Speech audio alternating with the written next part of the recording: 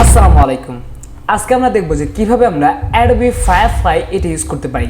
অনেকে এটা আমার কাছে জানতে চেয়েছেন যে কিভাবে আমরা এটা ইউজ করব। তো এই জন্য প্রথমত আমরা এখানে একটা অ্যাকাউন্ট ক্রিয়েট করব, যেটা এখানে দেখাচ্ছি না কারণ এটা খুবই সহজ, আমরা ক্রিয়েট করে নেব। দেন এখান থেকে এক্সপ্লোর ফাইল বেটা এই একটা অপশান আছে, এটাতে আমরা ক্লিক করব। ক্লিক করার পর এখান থেকে আমাদের সামনে এরকম অপশান আসবে, অথবা এখান থেকে আমরা নিচে গেলেও কিন্তু এই অপশানগুলো পাবো। তো এই যে ইন্টারফেস, এটা কেটে দিচ্ছি, এখানে কাজ করব। এখানের মধ্যে আজকের ভিডিওতে আমরা শুধু জেনারেটিভ ফিল, এই গুরুত্বপূর্ণ একটা ফিল নিয়ে কথা বলবো, কারণ অন্যগুলো এখানে ততটা গুরুত্বপূর্ণ না বা কাজের না। তো এটা কীভাবে ইউজ করতে হয়, জেনারেটে ক্লিক করতে হবে প্রথমে, আপলোড ইমেজ। এখন আমরা আমাদের কাঙ্ক্ষিত যে ছবি ওটা সিলেক্ট করব এবং ওই ছবি দিয়ে আমরা কাজ সেরবো। তো এখানে আমাদের কিছু ছবি দেখতে পাচ্ছি, এই ছবিগুলোর মধ্যে ধরুন আমি এটা নিচ্ছি। এখন এখানে আমরা কি করতে পারি, এখান থেকে আমি প্রথমত ব্যাকগ্রাউন্ডে যখন ক্লিক করব তখন দেখব ব্যাকগ্রাউন্ডটা রিমুভ হয়ে গিয়েছে। দেখতে পাচ্ছেন ব্যাকগ্রাউন্ডটা রিমুভ হয়ে গিয়েছে, শুধু মেইন যে অবজেক্ট সেটা রাখছে, শুধু মেইন অবজেক্ট সেটাই রাখবে। এখন এখান থেকে আমি যদি ক্লিয়ার করে দেই, দেখতে পাচ্ছেন আগে যে নিয়ম বা আগে যে ছবিটা ছিল সেটাতে চলে এসেছে। এখন এখানে আমি কি করতে পারি, সেটিংয়ে প্রথমত ক্লিক করব। ব্রাশ, আমরা একটা ব্রাশ নিব, সেটা হচ্ছে এরকম। এখানে আমি আপনাদের দেখাই, এখানে একটা আপনার আশা করি গোল চিহ্ন দেখতে পাচ্ছেন, একটা সার্কেল। এই সার্কেল হচ্ছে মূলত একটা ব্রাশ। এটাকে যদি আমরা সাইজটা কমাই, ছোট হয়ে গেল, যদি বড় করি বড় হয়ে গেল। ব্রাশ হার্ডনেস মানে এটা কতটুকু কঠিন হবে, এটা কতটুকু শক্ত হবে। ব্রাশ অপাসিটি মানে হচ্ছে এটার অপাসিটিটা কীরকম হবে, বা এটা কত উজ্জ্বল হবে কত অনুজ্জ্বল হবে, এই বিষয়গুলো এগুলো এখান থেকে আমরা আমাদের সেটিং মতো করে নেব। তো সেটিং করা শেষ হলে এখন আমাদের কাজ কি হবে, কাজ হবে এখান থেকে অ্যাড অথবা সাবস্ট্রাক্ট নিয়ে কাজ করা।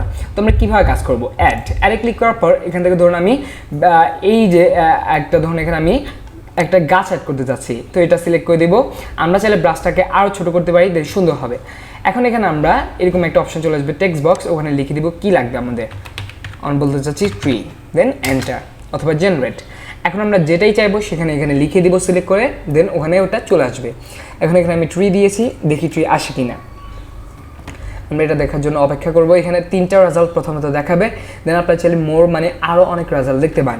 তো এটা নিতে আপনাদের 2 থেকে 1 মিনিট সময় নিতে পারে সর্বোচ্চ, কিন্তু 20 থেকে 30 সেকেন্ড একদম নিম্ন সময় নেয়।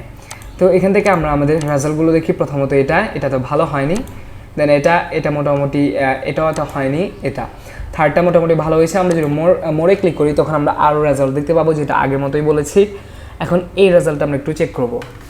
তারপরে আমরা দেখবো যে কীভাবে আমরা সাবট্র্যাক্ট অথবা বাদ দিতে পারি। কোনো কিছু বাদ দিয়ে আমরা চাইলে ওখানে নতুন কিছু অ্যাড করতে পারি, যেটা মূলত অ্যাডের মতোই, কিন্তু ওখানে আলাদাভাবে ওটা বাদ দিয়ে দিবে।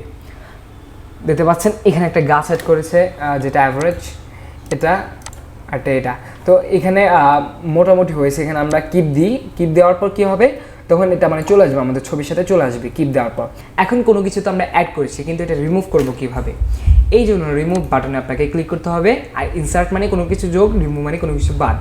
আমি ধরুন এই লেখাগুলো বাদ দিতে যাচ্ছি, সিলেক্ট করে নিলাম। ধরুন এই পুরোটাই বাদ দিতে যাচ্ছি, তো এখান থেকে রিমুভে ক্লিক করব। এখানে রিমুভ যখন আমরা ক্লিক করব তখন কিন্তু আমরা নতুন কিছু অ্যাড করতে পারবো না। অ্যাড কখন করতে পারবো, যখন ইনসার্টে ক্লিক করে ওইটা রিমুভ করে দেন কিছু একটা কমেন্ট দিব। রিমুভের ক্ষেত্রে কিন্তু আপনি কোনো কমেন্ট দিতে পারবেন না, এখানে শুধুমাত্রই আপনি রিমুভ করতে পারবেন। এই দিকটা আমাদের খেয়াল রাখতে হবে। এখন আমরা এটার রেজাল্টটা দেখব। এর আগে এই 3টা টুল ব্যাপারে আমরা প্রথম 2টা ব্যাপারে আলোচনা করেছি। থার্ড যে রুল, প্যান, এই প্যানের মাধ্যমে আমরা আসলে এরকম করতে পারবো না, আলোচনা করতে পারবো, এটাই প্যানের কাজ। তো এখন আমরা দেখি রেজাল্টগুলো। আমাদের এগুলো হচ্ছে মূলত রেজাল্ট। দেখতে পাচ্ছেন এটা রিমুভ হয়ে গেছে এবং পিছনের ব্যাকগ্রাউন্ডের সাথে এটা কিন্তু একটা কম্বাইন করে ফেলেছে। আর এভাবেই আপনার একটা কাঙ্ক্ষিত ছবি পেতে পারেন। দেন কিপে ক্লিক করবো ছবিটা সম্পন্ন হওয়ার জন্য। এখন ডাউনলোড কীভাবে করবেন, এই জন্য উপরে একটা আইকন দেখতে পাচ্ছেন ডাউনলোডের নীল বাটন, ওটাতে ক্লিক করার পর এটা আমাদের এরকম একটা অপশান আসবে। দেন ডোন্ট শো অ্যাগেন আমরা করে দিব, কারণ নাহলে বারবার এই যে আমাদের অপশানটা সেটা আসবে।